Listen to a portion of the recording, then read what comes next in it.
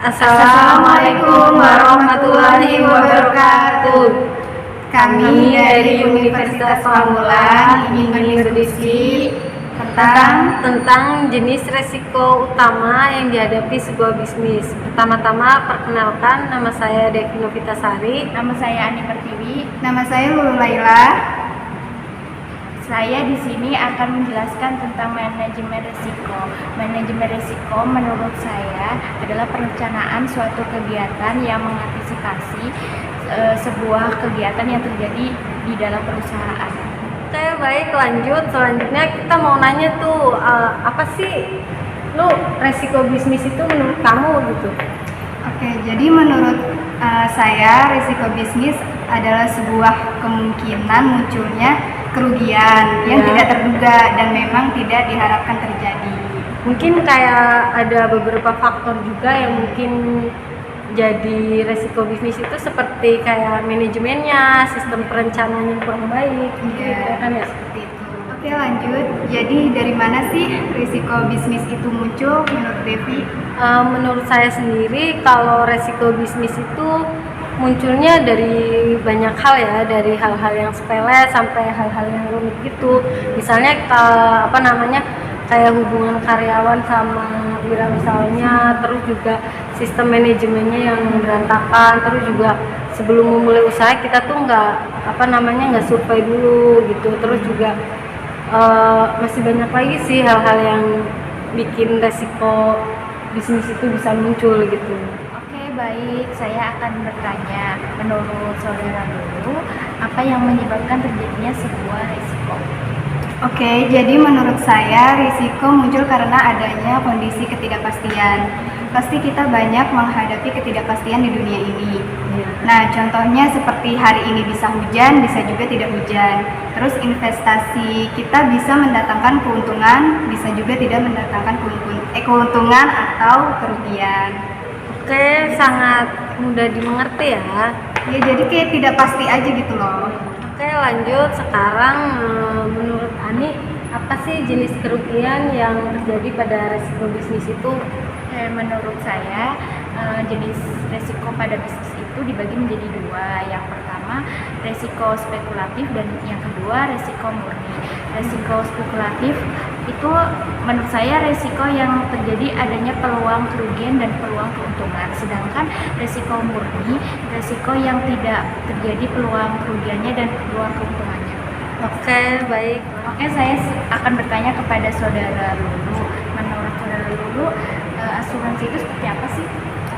Oke, asuransi itu adalah bentuk perjanjian antara kedua belah pihak, yaitu tertanggung dan penanggung. Tertanggung itu yang kayak gimana sih? Tertanggung itu yang membayar sebuah iuran kepada penanggung. Jadi demi mendapatkan bentuk ganti rugi atas risiko finansial yang dapat terjadi secara tak terduga. Seperti itu. Oke. Terus kalian punya nggak sih asuransi? Kalau sejauh ini sih aku belum punya. Kalau saya sendiri juga nggak punya ya, mungkin belum, karena mungkin kayak bukan tidak membutuhkan, cuma mungkin kalau udah kerja kita mungkin butuh asuransi gitu. Kalau sekarang kita emang belum punya, Belum membutuhkan juga. Lebih tepatnya seperti itu. Oke, terus ada nggak sih batasan memiliki asuransi di Indonesia?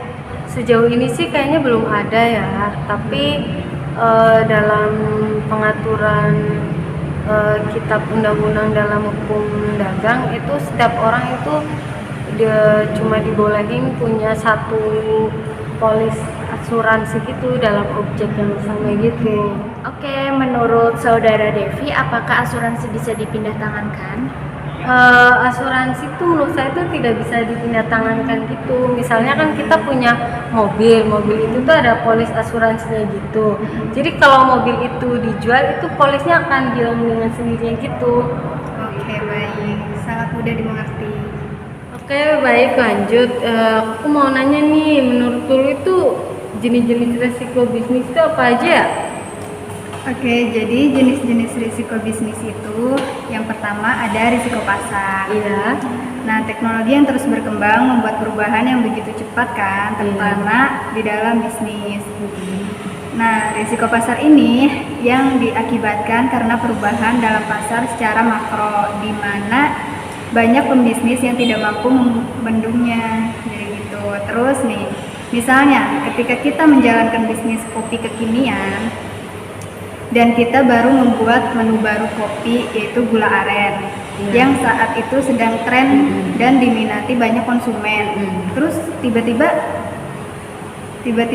keluarlah menu baru yang menjadi kegemaran konsumen, misalnya kopi regal.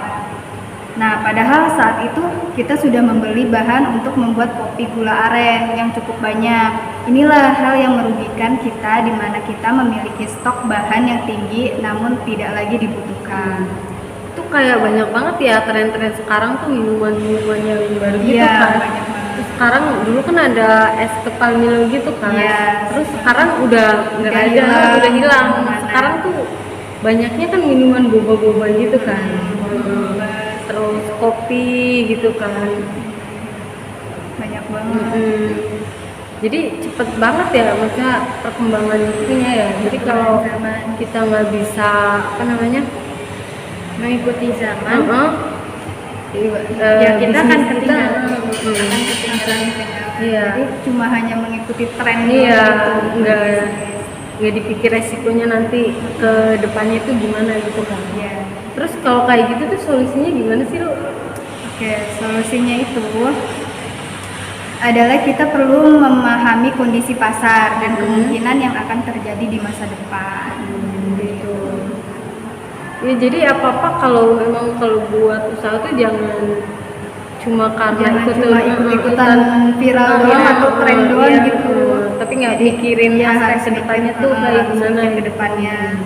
Oke, terus yang kedua ada risiko strategi. Nah, risiko ini sangat berkaitan dengan strategi, di mana terjadi risiko atau ketidakpastian yang diakibatkan dari kurang matangnya strategi dalam menjalankan bisnis. Nih, misalnya saja perusahaan ponsel bernama Nokia yang dulu sempat tren di segala kalangan. Tapi setelah kedatangan sistem operasi terbaru yaitu Android, Nokia justru menggunakan sistem operasi lain dan mengalami kerugian besar karena konsumen lebih memilih untuk menggunakan Android. Ya mungkin perusahaan Nokia juga kurang mempersiapkan strateginya. Ya jadinya ketinggalan. Emang sekarang banyaknya emang pakai ponsel Android itu kan. ya. Banyak banget, setiap itunya tuh ada pembaruan gitu kan. Sama ada yang baru. Terus kalau kita mau bisnis kan emang harus direncanain gitu Iya, ya, biar strategi. kedepannya tuh nggak ada masalah gitu kan. Itu gimana sih solusinya, kita harus merencanain gimana? Oke, jadi solusinya itu kita harus mempersiapkan strategi apa yang mungkin akan dijalankan ketika akan atau sedang memulai bisnis, agar nantinya bisnis bisa berjalan di jalur yang benar sehingga dapat meminimalisir kerugian yang mungkin bisa ditimbulkan.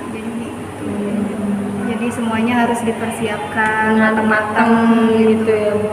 Oke, yang ketiga ada risiko kredit. Risiko ini berlaku bagi yang menjalankan bisnis dengan sistem pembayaran kredit, seperti perusahaan pembiayaan, di mana harus memahami risiko konsumen yang tidak membayar hingga lunas setelah barang dikirim. Mungkin saja orang tersebut kabur, bangkrut, meninggal dunia, dan sebagainya. Untuk menghindari risiko tersebut, kita perlu melakukan analisa terhadap calon konsumen kita, bagaimana kinerja perusahaan itu, bagaimana karakter pemiliknya, kemampuannya untuk membayar, dan sebagainya. Jadi benar-benar harus hati-hati gitu ya, biar kita tuh nggak rugi ya. Nah, yang keempat ada risiko operasional. Risiko ini biasanya akan lebih mengarah pada suatu kegagalan dalam mengelola perusahaan yang berkaitan dengan kegiatan operasional sehari-hari. Nah, hal ini mungkin aja terjadi karena beberapa kegagalan teknis seperti server error maupun proses pada kegiatan operasional perusahaan yang tidak efisien. Nah, misalnya nih perusahaan kita melakukan rekrutmen untuk bidang bisnis sebanyak 5 orang. Padahal setelah dijalani diketahui bahwa sebenarnya kebutuhan merekrut 5 orang ini karena adanya pekerjaan yang tidak efisien, sehingga hanya dengan 3 orang aja udah cukup. Tentunya ini dapat merugikan perusahaan dari segi materi dan waktu, di mana perusahaan perlu memberikan gaji bagi karyawan tersebut dan perusahaan juga meluangkan waktu yang cukup lama ketika proses rekrutmen. Jadi kalau mau sistem operasionalnya harus benar-benar rencanain matang-matang, terus benar-benar biar enggak ada kerugian gitu ya, biar efisien gitu. Nah, terus yang kelima nih ada risiko finansial. Risiko ini biasanya akan berdampak kepada finansial perusahaan dan mengacu secara khusus terhadap arus kas masuk dan keluar yang memungkinkan terjadi kerugian finansial perusahaan. Nah, misalnya nih, ketika perusahaan kita memiliki banyak utang dan kita harus melunasinya dalam jangka pendek. Hal ini akan berpengaruh ke arus kas perusahaan karena utang ini perlu didahulukan untuk dibayar. Terlebih jika ada bunga yang tinggi gitu. Terus kalau kayak gitu itu solusinya gimana sih biar kita tuh bisa nanganin kalau ada masalah kayak gitu? Nah, solusinya ini adalah membuat sistem jual beli dengan ketentuan yang lebih aman. Yang keenam nih ada risiko legal dan kepatuhan. Nah, risiko legal biasanya timbul karena adanya tuntutan dari pihak lain. Terus karena adanya pelanggaran hukum, misalnya nih terjadi pelanggaran hak cipta, terus mengingkari kesepakatan yang telah tertulis dalam kontrak. Oke, Ani, apa aja sih ancaman resiko yang dihadapi pembisnis itu? Ya, menurut saya ancaman dan risiko yang biasa terjadi pada usaha, bahasa luarnya itu adalah analisis resiko.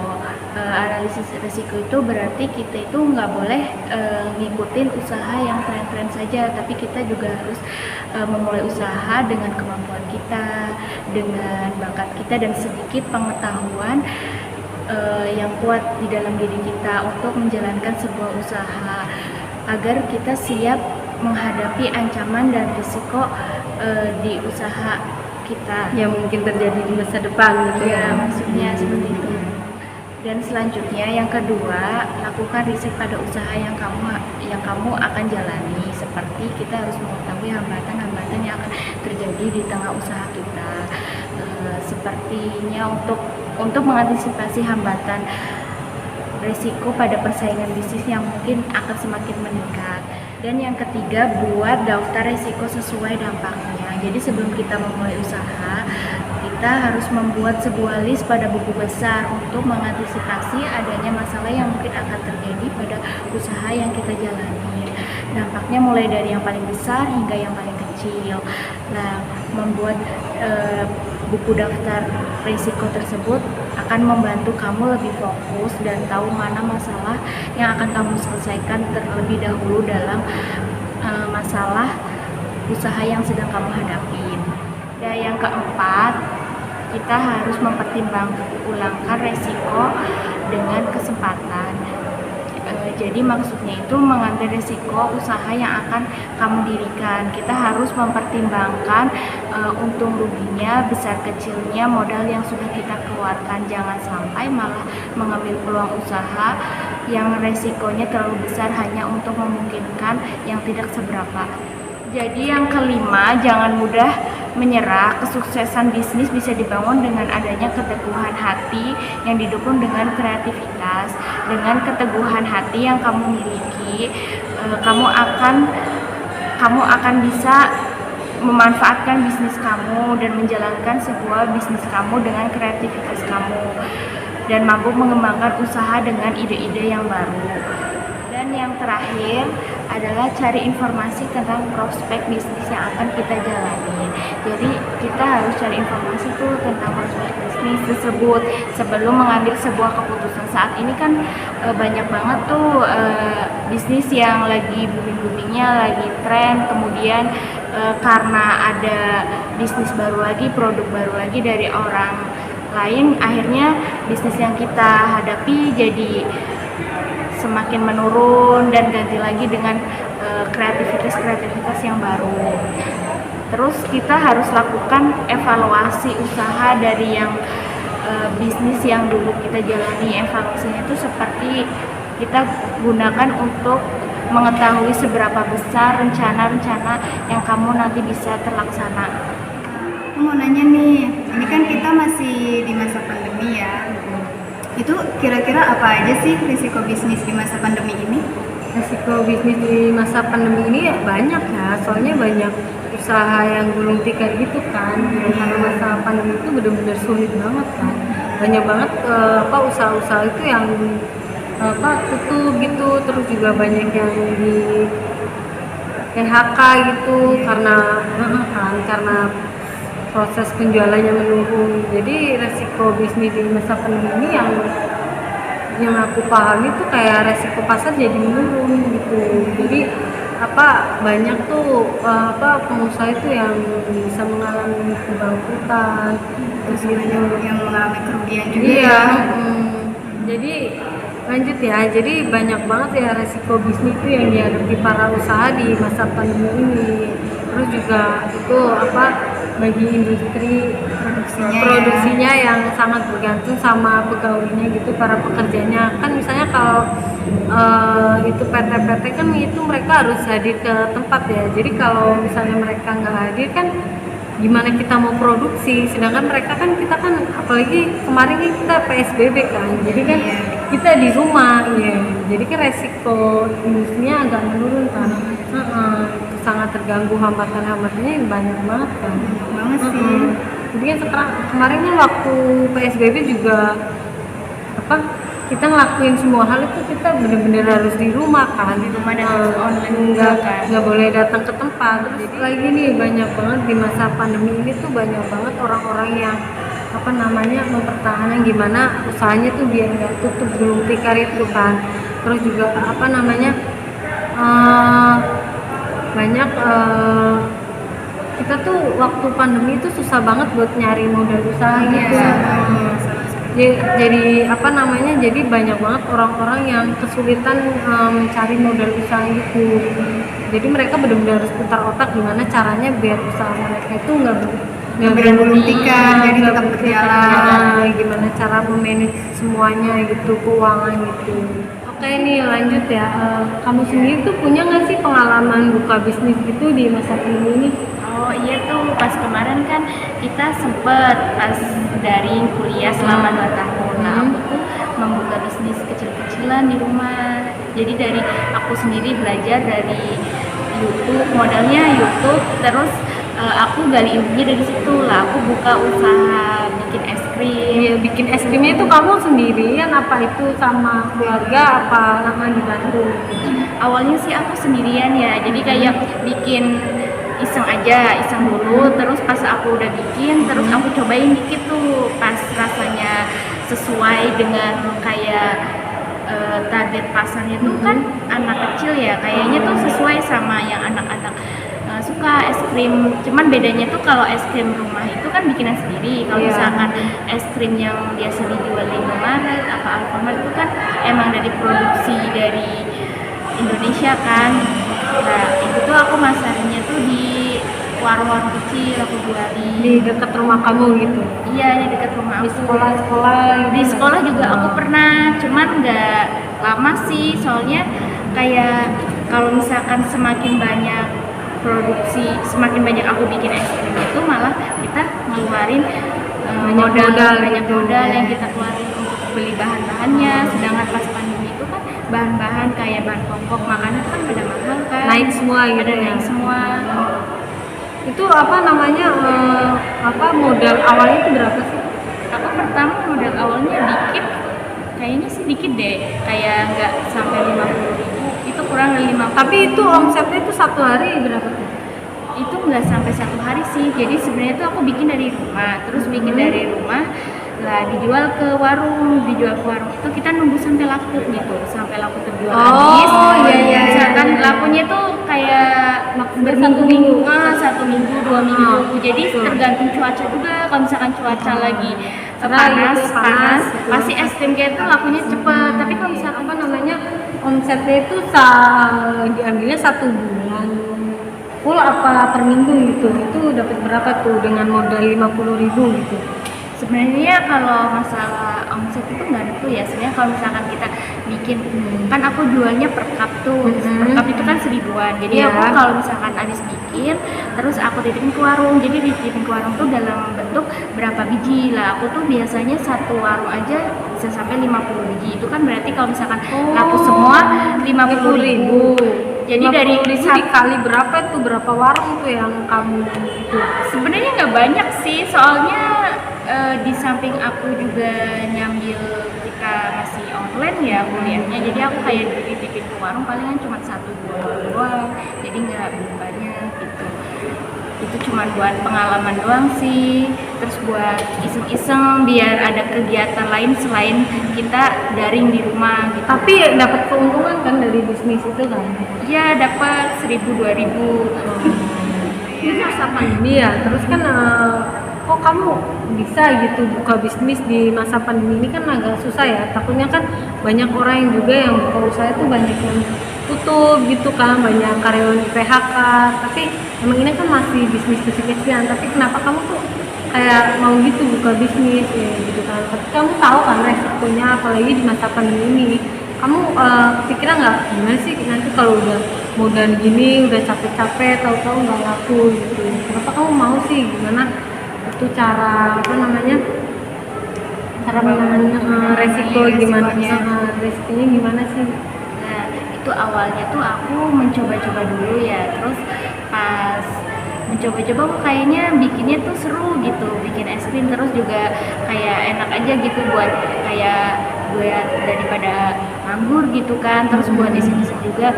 Terus akhirnya pas aku jual itu sempet sih dulu ada yang sama-sama jual juga, teman sepantaran aku juga ikut jual juga lah. Itu tuh di situ mungkin persaingan bisnis ya. Pas persaingan bisnis itu mungkin aku lebih kepada penguat rasanya gitu, sama berbagai kombinasi. Jadi yang tadinya es krimnya Rasanya coklat sama susu misalnya, ya, jadinya udah ada stroberi. Jadi aku melebihi rasanya, udah ada stroberi, Banyak melon, rasanya gitu ya. Vanilla. banyak rasanya. Terus juga kayak aku banyakin lagi sedikit es krimnya, jadi itu menarik anak-anak. Jadinya kalau misalkan berbagai kombinasi warna kan anak-anak lebih suka tuh, Iya. jadi lebih condong ke belinya tetap sama aku gitu. Jadi kamu bisa ya menangani apa namanya persaingan bisnis itu antara teman kamu gitu ya.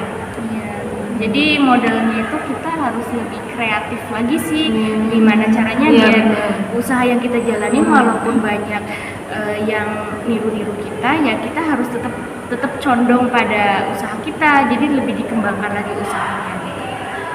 Terus sekarang itu bisnis es krim kamu ini masih berjalan nggak sih? Untuk sekarang sih karena aku udah masuk ya, kita kuliah kan kamu sudah masuk, jadinya untuk bisnis es krimnya sih pas terakhir aku di kampung itu masih berjalan untuk ngabisin bahan-bahannya dan untuk ngabisin harga juga di warung. Jadi pas udah laku terjual habis, terus aku kayak udah memutuskan untuk berhenti sejenak gitu. Jadi nggak berhenti selamanya sih enggak, cuman untuk beberapa saat doang pas aku lagi kuliah. Itu apa namanya bisnisnya itu berjalan berapa bulan tuh? Kita kan libur kuliah kan hampir 2 tahun ya. 2 tahun. 2 tahun itu baru-baru dibikin apa emang udah lama ya? Dari sebelum pandemi. Sebelum pandemi. Jadi pas udah dinyatakan pandemi gitu kan di kota, terus aku kan pulang ke kampung lah. Itu aku dari situ sekitar udah ada 2 minggu atau 3 minggu itu aku mulai berbisnis itu lah. Berarti udah hampir lama ya, 1 Udah tahun gitu ya? 2 tahunan malah, 2 tahun kurang deh itu berbisnis. Aku jalanin terus tuh, mulai dari di warung, di sekolahan juga pernah, terus pokoknya di berbagai warung sih, terus di sekolahan juga. Sekian dari kami, saya Lulu Laila. Dan saya Ani Pertiwi. Saya Devi Novitasari, mohon maaf jika ada kata-kata dari kami yang kurang dimengerti dan kurang jelas. Wassalamualaikum Wassalamualaikum warahmatullahi